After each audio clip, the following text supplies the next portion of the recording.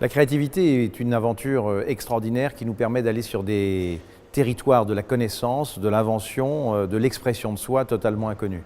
Et au fond, dans un univers qui nous est devenu familier, dont nous connaissons la géographie absolument par cœur, l'inconnu, le mystérieux, ça reste l'humain, et les grands explorateurs de l'humain, c'est au fond les artistes qui le sont au premier chef. Ce qui est assez intéressant chez les artistes, c'est qu'ils explorent l'humanité de l'humain. Qu'est-ce que ça veut dire l'humanité de l'humain? Ça veut dire toute la part d'ombre qu'il y a en nous, aussi bien du point de vue intime que du point de vue historique, que du contexte sociologique.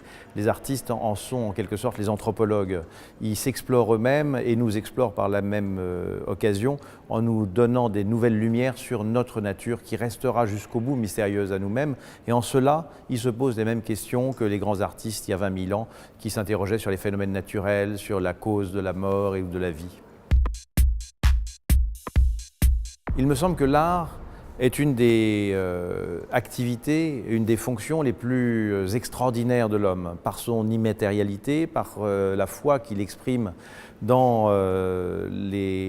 l'aspect désincarné, dans les forces de l'esprit, la confiance qu'il fait dans les forces de l'esprit.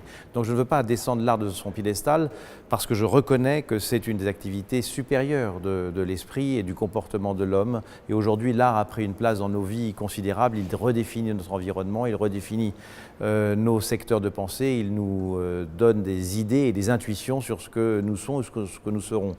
Par contre, je pense que l'art, aujourd'hui, est un domaine pointu de la connaissance. Il fait appel à la totalité des connaissances disponibles, qu'elles soient économiques, scientifiques, spirituelles, et c'est une des disciplines de l'esprit les plus extraordinaires parce que les plus créatives.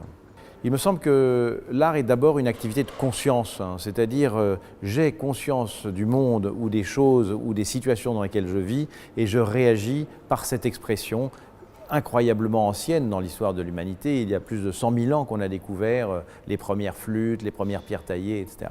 Donc c'est une activité incroyablement ancienne qui fait absolument partie de nous au plus profond. Et il me semble qu'aujourd'hui, ce qu'on attend d'un artiste, ce n'est pas de produire une beauté seulement, c'est de produire un élément qui nous permettra d'avoir conscience du monde dans lequel on vit et donc de nous proposer, de nous présenter en transformateur.